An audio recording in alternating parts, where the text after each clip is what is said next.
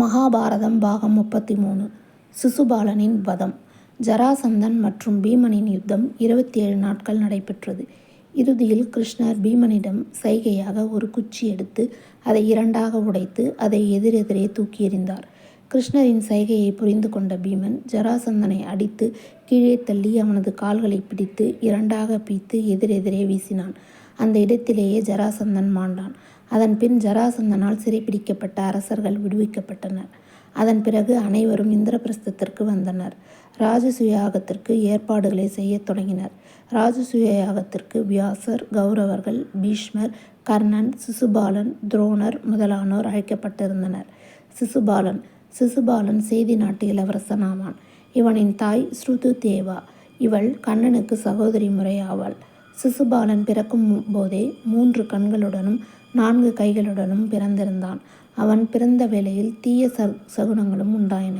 அப்பொழுது ஓர் அசிரிரி குறிப்பிட்ட ஒருவர் இந்த குழந்தையை தூக்கும்போது இவனது அதிகப்படியான அவயங்கள் மறைந்துவிடும்.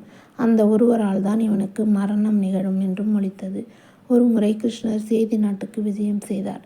அவர் குழந்தை சிசுபாலனை தூக்கி தன் மடியில் வைத்து கொண்டதுமே அவனது அதிகப்படியான அவயங்கள் மறைந்தன. அதை கண்ட பெற்றோர் மகிழ்ந்தனர். அதே நேரம் கிருஷ்ணனை கைத்தொழுது வேண்டினாள் சிசுபாலனின் தாய். நீ இவனை கொல்லக்கூடாது என்று கேட்டுக்கொண்டாள். கிருஷ்ணர், எதையும் என்னால் உறுதியாக கூற முடியாது. ஆனால் உனக்காக ஒரு வரமளிக்கிறேன். இவன் எனக்கு எதிராக செய்யும் 100 குற்றங்களை வரை பொறுத்து கொள்கிறேன் என்றார். பின்பு சிசுபாலன் தனக்கு கண்ணன் எதிரி என்பதை இளமையிலேயே அறிந்து பகைமையை பாராட்டி எப்பொழுதும் கண்ணனை நிந்திப்பதே தொழிலாக இருந்தான். ராஜசூய யாகத்திற்கு எல்லா நாட்டு மன்னர்களும் கலந்து கொண்டனர். நாரதா கூறியது போல் ராஜசூய யாகம் இனிதே நடந்தது. இந்திரபிரஸ்தத்தை கண்டு மற்ற நாட்டு மன்னர்கள் வியப்படைந்தனர். திருதராஷ்டிரன் இந்திரபிரஸ்தத்தை கண்டு பொறாமை கொண்டான். இதனால் தனது உள்ளத்தில் பொறாமை தீ வளர்ந்தது. வந்தவர்களுக்கு மரியாதை செய்யும் நிகழ்ச்சி நடக்க துவங்கியது. அப்பொழுது யாருக்கு முதல் மரியாதை செய்வது என்பது குறித்து குழப்பம் ஏற்பட்டது. அனைவரும் ஒன்று கூடி ஆலோசித்து கிருஷ்ணருக்கு தான் முதல் மரியாதை செலுத்த வேண்டும் என கூறினர். இதை கேட்டவுடன் துரியோதனனின் உள்ளம் புழுங்கியது. அப்பொழுது சிசுபாலன் எழுந்து இதற்கு மறுப்பு தெரிவித்தான்.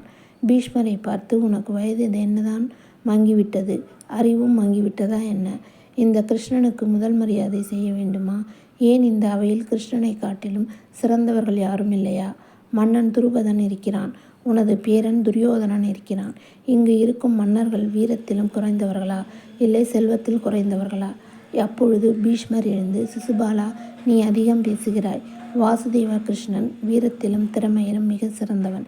சிசுபாலன் கோபத்தில் பலவாறாக பேசினான். ஆத்திரத்தில் பீஷ்மர் மற்றும் தர்மனின் மனம் புண்படுமாறு பலவாறாக பேசினான். கிருஷ்ணரை ஆடு மாடுகளை மேய்க்கும் யாதவர் குலத்தை சேர்ந்தவன் என்றும் இடையன் என்றும் ஏசினான். பீஷ்மரை கங்கையின் மைந்தன் வேசி மகன் என்றும் ஏசினான். கங்கையில் பலரும் நீராடுவதால் கங்கை பொதுமகள் என்றும் ஏசினான். சிசுபாலன் இப்படி பேசிக்கொண்டிருக்கையில் அவனுடைய பாவங்கள் அதிகமாகிக் கொண்டே சென்றன. கிருஷ்ணர், சிசுபாலா, உனக்கு பாண்டவ சகோதரர்களிடம் எத்தகைய முன் விரோதமும் இல்லை என்பதை நான் நன்கறிவேன். உனக்கு விரோதம் என்னுடன் தான் என்றார். சிசுபாலனின் அவமானங்களை பொறுத்து கொண்டிருந்த கண்ணன் ஒரு கட்டத்தில் அவனை கொல்லும் காலம் நெருங்கி வருவதை உணர்ந்தார். மேலும் சிசுபாலன் அனைவரையும் புண்படுத்துவது போல் பேசினான். இதனால் கோபமடைந்த கிருஷ்ணர் தனது சக்கராயுதத்தை சிசுபாலனை நோக்கி செலுத்தினார்.